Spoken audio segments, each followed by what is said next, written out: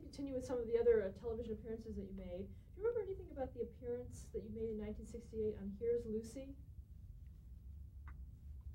Yes, that's right. I played, I think, a prince in that picture. And I remember her as being extremely professional, Lucy, and a wonderful sense of comedy. I was fascinated working with her because of her total honesty and sense of humor and timing. She was incredible.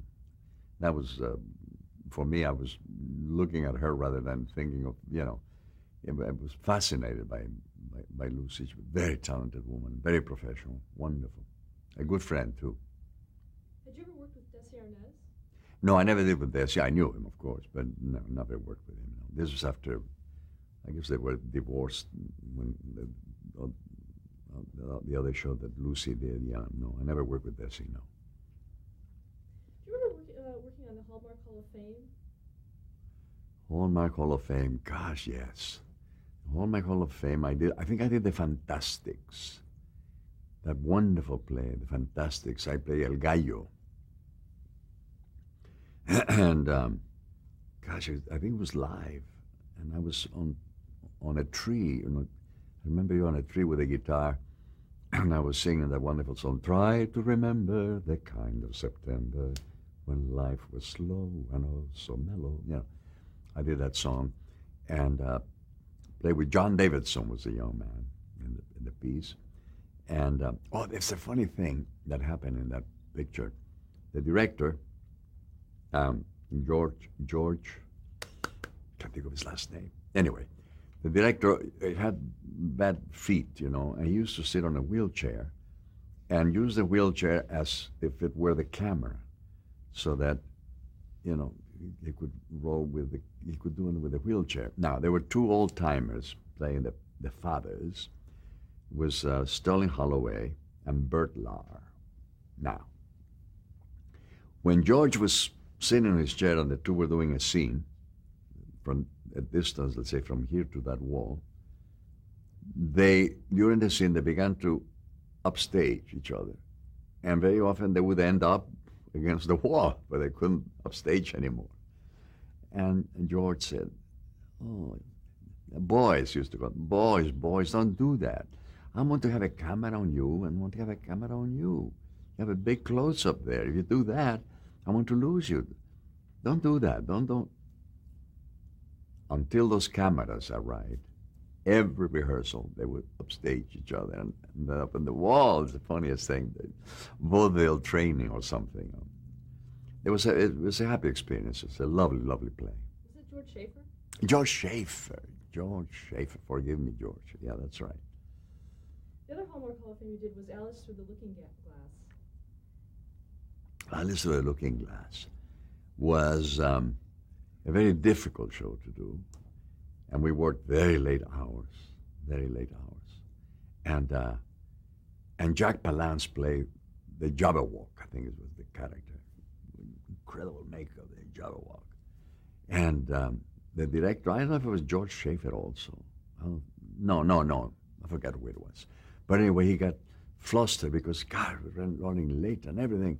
And so, all right, bring in the Jabberwock, quick, the Jabberwock. And at that point, Jack had it because it was too late. He says, I am not the Jabberwock. I am Mr. Jack Palance to you. Do you hear me? You don't call me Jabberwock. I mean, it was the tempers were really, I don't know how we did this thing. It was so difficult to do and so many long hours, And I played the White King. And I also had to sing a little song, a very sweet song. Agnes Moorehead was the queen. And Jack Palance, I forgot the rest of the cast, but those experiences are, indelible in one's mind because it's part of the growth of an actor too. When you're exposed, like I had to be exposed to so many different characters and things because there were no available roles for a Mexican actor, As a matter of fact, strangely enough, today I couldn't do that. I played Italians, French, even a German, as I said. But I even got an an Emmy Award. I'm sorry, an Emmy Award doing an Indian and how the West was won. I played an Indian, and I got it was a lovely role, and I got because I played it with dignity. Every time I've done, like in Sayonara, I play the Japanese kabuki actor. I always try to play them with the dignity that I wish Americans would do when they play a Mexican. Sí, señor, I've gone to see my sister. No, no, no, no. We don't talk like that. So I always try to give all the dignity possible to every character that I ever played, of any nationality. And I think that's one aspect of my career that I'm happy that I have always done that. While we're on that subject, can we talk a little bit about that How the West Was Won episode and how you came to that character? How did I come to that character and How the West Was Won? I really don't know whether my agent was instrumental or whether Jim Arness, he had told me that he liked my work, whether he suggested me, could have been. And I don't know how it came about, but I knew that the role was a very good role, particularly, you see, the play is the thing we talked about before. When actors have to choose, so much to choose from, they know that the play is the thing. The best friend of the actor is the writer and then the director. The director is a loving eye trying to help the actor give the best performance he's capable of giving. But what is not on the page is not on the stage. Starts with the play is the thing. So what happened with this Indian was that there was one scene in which I had to recite something that an anonymous or unknown Indian had written just prior to his death, had dictated this particular, his thoughts, and they found them. And they gave me those thoughts, to do. And I think that's what won the award for me, because it was a beautifully written, innocent, and yet with great depth that this statement had from an Indian. Today I couldn't do that because it would be politically incorrect. I couldn't play an Indian anymore. I don't know what I could play. Maybe Italians, I don't know. Certainly I could play Khan, which is a nondescript, nationality. But it's ironic that I ended up winning my one and only award playing an Indian. Did you have to do much research for that role? Yes, John Wayne had a marvelous collection. He was a great student of the Indians, an American Indian. And John Wayne was a very good friend of my wife's family. As a matter of fact, my wife was the flower girl in John Wayne's first marriage, So he loved my wife, he loved her. And one day, Georgiana mentioned that I was doing this, and he said, well, ask him to come over. And I went all the way to wherever he lived, by the beach. And I went there, and he had this wonderful, they did a lot of research there in his library about this particular tribe. But in the final analysis, what are you playing? You're playing a human being who happens to be an Indian. That's really what it's all about. You don't play an Indian, me no, who you go, so, me no, like you. No. You play a man with dignity, which he had, this Indian. He was a chief. And so in the final analysis, you played the truth of this man. It's a human being who happens to be an Indian. That's what it is. Now, you imbue the character with all the characteristics that you think you have absorbed by doing your research. See, you try to bring them somehow, because he doesn't talk like, he has a certain cadence in his speech he has to have, He doesn't talk about, you realize that they are a little laconic and stoic, and you imbue the character with its characteristics, and you go forward, hoping that the director will also help you to give a better performance. Another role that you played was on The Defenders on an episode. Do you remember that? Very well. The Defenders, E.G. Marshall was the star. And I played a character that was fascinating. He was a politician with all kinds of machinations, and he knew how to, with his speeches, he had to know how to charm the people and make them, And I borrowed a little bit from even Hitler, how he had a hypnotic power over the masses, I borrowed a little bit of that the hypnotic power. And then the what would I say, if Roosevelt's kind of persuasive in a different way. So combining all these things, I tried to give this character color. What was the name of the character I forgot in New York that got in trouble? He was a black man who got in trouble. Oh, Lord. He was a politician. Oh, my memory, I'm terribly sorry.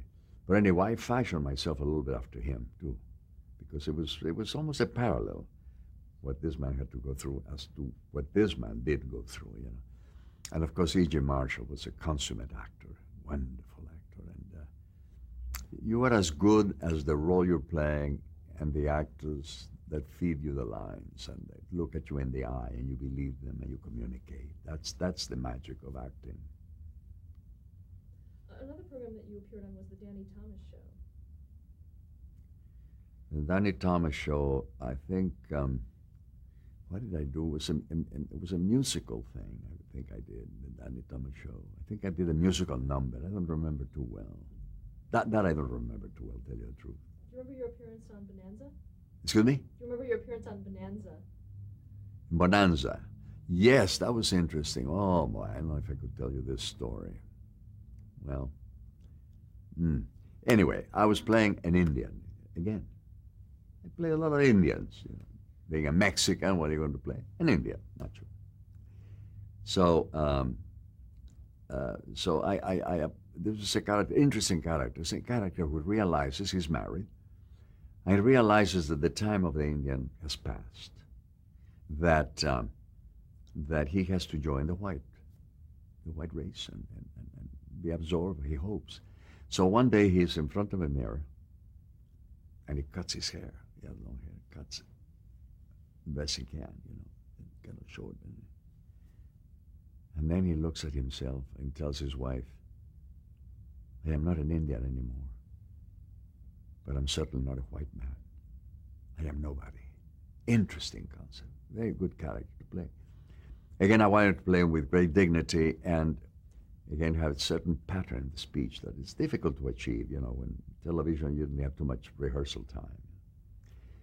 So I got on stage in my first scene, and I do the scene, and one of the actors answers me with a black man's accent. The next actor does a Japanese accent, and the other actor does a German accent. And here I am trying to, and I went through this in every rehearsal, and finally I had it. For the first time in my life, I really lost my temper. And I said to the cast, I say, thank you for the most unprofessional behavior I have ever seen in my life as an actor. You don't do that to me. You know your characters very well. I am trying to find mine. And rehearsals are very vital to me, almost sacred to me. So from now on, you will respect me as I respect you. Don't you ever do that to me again. That is disgraceful. So one by one, the actors, and then we went to lunch, came back from lunch, and one by one came to me and said, Ricardo, I'm so glad you did that.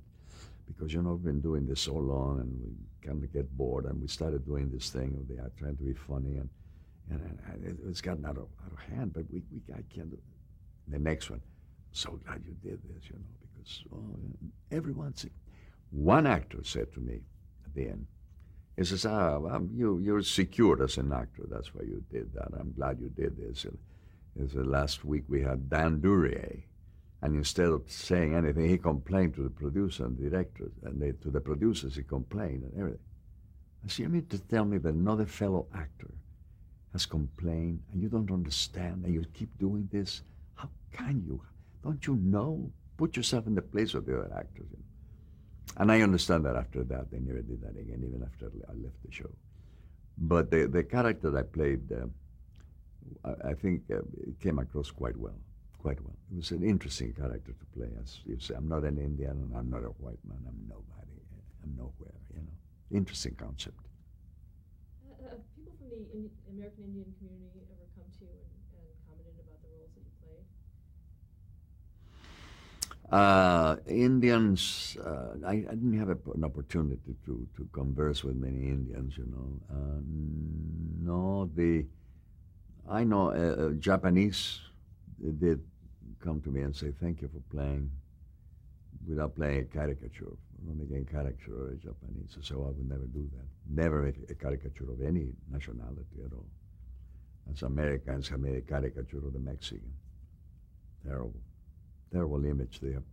And you know, the American public is much wiser. The American public, wherever I go, they receive me with open arms, you know. They're so kind to me. Maybe it's because I don't look like a peon, I guess, or something, because my blood is from the north of Spain. I'm not, you know, I don't have any Indian blood, but I have a Mexican heart, you see.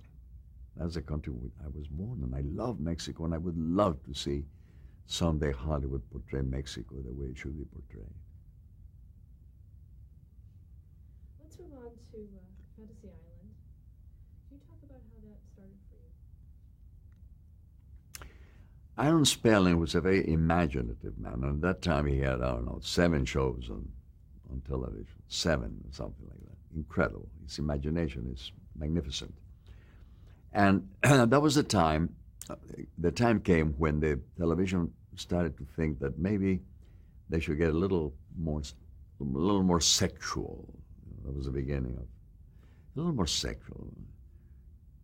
Aaron came with about several projects that he liked. They turned them down. They didn't accept any of the projects this time. He said, "Oh, yeah, I want a little sex or something." And he said, "Well, what do you want? You want sexual fantasies? Is that what you want?" I said, "No, well, not really, but a little more." And he told me he was driving home. And all of a sudden he had to stop. He got so excited. Wait a minute. Not sexual fantasies. How about a place where fantasies are granted? Any fantasy. That way you could do every book that has ever written. The man who wants to be the king of England, the guy who wants to be Al Capone, the one who wants to be a saint, the one who wants to be whatever it is. Anything is possible in this wonderful concept, he thought. And then he went home and he thought about it. And then for some reason, I came into his mind because I had worked for him several times. And every time I worked for Aaron, he would say, "One day you and I are going to do a series." Oh, that's wonderful, Aaron, thank you.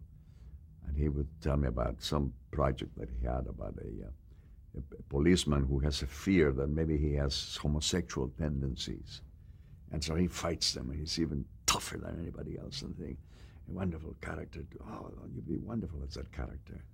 And then I would do another show, and he would tell Candice, his wife, said, "Wouldn't he be wonderful in that play about the policeman?" And says, "Oh, yeah, someday you and I are going to do a series." And it wasn't like that, and it never happened. But this time I came back into his mind to be the role of Rourke. And he went to the producers the next day or something, to ABC, and says, "I have this project. What do you think? Fantasies. Any fantasy can be granted." "Yes, good idea." He says, and we would like to have Orson Welles or Orson Welles or what's the other one? The great director from Treasure of Sierra Madre, John Huston. We want Orson Welles or John Huston to be. And Aaron says, "No, the rigors of doing a television series, quite hard." And Orson was extremely overweight. And to get in and out of a Jeep is kind of difficult, and long hours, and I don't know. And John Huston, he has a little emphysema or something, and no, I want Ricardo Montalban. And he said, "I wish I could tell you that I had to fight for you." No, the minute I said, they said, "Yeah, And for his assistant, we want a girl with arthritis. He says, no, the assistant, I want a midget. What? A midget? That's what I want. It's a place I want to be kind of a weird look of this man and the midget's assistant. It's a strange place. And the father said yes, and that's how it happened. That's how it happened. Talk about the character of Mr. Rourke. Can you describe him for someone who's never seen the program? Well, you know, the character of Mr. Rourke, I had to identify with him, or identify him with something. I said, well, why is he can grant his fantasies? They can go back in time or forward into the future. He can do all kinds of things. What is he? He's not God, certainly. There's only one God. He's not the devil. No. What is he? What is he? And even though the audience didn't realize what I was thinking, but I had to have something to hang on to. What is he? And I decided that this man, it was an angel that still had a little bit of sin of pride in him, a little too proud. And I play them sometimes when Tattoo would say, can we do that, boss? Of course we can do that, Tattoo. You know what I mean? I used that a little bit one time, a little too much pride. So he is in charge of purgatory. And he has this little cherub to help him, in charge of in purgatory, where people go through tests. And some of them go for the better and some for the worse. But that's what I thought of it, as a place of purification and granting these fantasies, you know, which were some that were very eerie and some of them were comical and so forth. But that's the way I played him inside of me. An angel that has to be purified from his for his ego, that it's sinful, you know. Pride. Very sinful. You know, it's funny about pride. I never say, for instance, I am proud to be an American, because it sounds like proud, me proud. No, I am honored to be an American. I feel humble for the great privilege of being an American. I am proud. That's the number one capital sin is pride. So I'm very careful when I use the word pride. Of course, today it's understood that pride is something else, but technically speaking, I never use the word pride, if I can help it. When you first got the script for the series, did it feel like that was sort of written in for you in terms of your characterization, or did you have to work with it and work with the writers to make that happen? No, the character I didn't feel was written for me. I think that that once I was to do the character, that from then on they kind of tried to give me to do certain things that they felt I could do, you know, and that I was supposed to be a gentleman, you know, and that I had certain manners and polite and in control all the time. So as I told you, it was very difficult to do that, because when you play a role and you don't have the luxury to do any kind of emotional scene, but everything is, you're in command, at total command, it gets very difficult to play after a while. To give variety to the character, to try to find moments in which you can humanize him, you know, as much as you could. It was difficult to do. Did Mr. Rourke change through the series? They did, and I was upset about that, really. Aaron sold Fantasy Island to Columbia. He didn't have too much influence in it for quite a while. I guess after the second year, he sold it. And the writing and the concept I became a little humanize him a little too much. I wanted to keep more of an air of mystery about this man. Continue making him, so the audience would say, is he good? Is he evil? What is he? A little bit of that. No, they made me a little mundane, I felt, towards the end. I didn't like that, but I had no control. I am an actor who, my father said to me, listen, Ricardo, the time to complain is before you sign the contract. At that time you say, I want this, and I want that. And they'd say, well, you can have this and this, but you can't have that. And then you make up your mind. But if you say, I'm going to do it, then you shut up and you do the best job you can. You don't complain anymore. And that's what I did. Did Mr. Rourke have a first name? No. No, Mr. Rourke didn't have a first name, in my opinion. No. No, he was like Michael, the archangel. He was Michael. He didn't have a second name, last name. And I don't think Rourke had a first name. I never thought he did. No. He was known as, Rourke was like saying Madonna, or just one name, Garbo, Rourke, Mr. Rourke.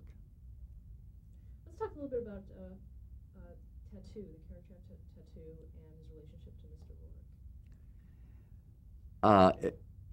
The young man who played Tattoo, Hervé Vilches, was a very talented, very charming, imaginative, a wonderful photographer, a wonderful painter. He was incredible. But, and at the beginning, absolutely delightful. As the fan mail came, and he read all his fan mail, a man who suffers from being, dwarfed and having trouble breathing because his little chest was not big enough for the lungs or the thing. He had, he was breathing.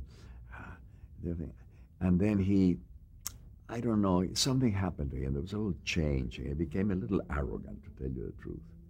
A little arrogant.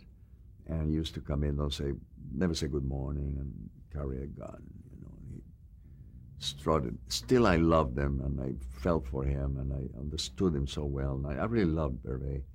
But there was a change in him when the great success that we had with Fantasy Island throughout the world, mail from all over the world, it affected him to some extent, not favorably, unfortunately. But doing scenes with him, I think he respected me, and because I think he felt that I loved him, and so we interacted quite well, he and I, in our scenes. I enjoyed doing scenes with Hervé. He was fun to work with. He was a very cute fellow, very, very, very likable.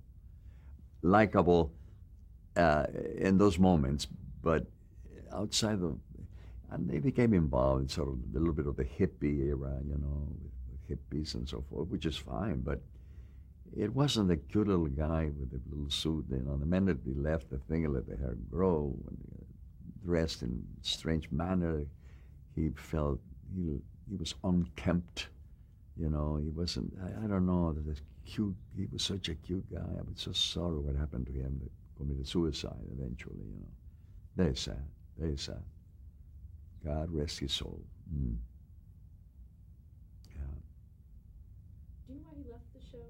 Oh, actually, let's stop here to change the tape.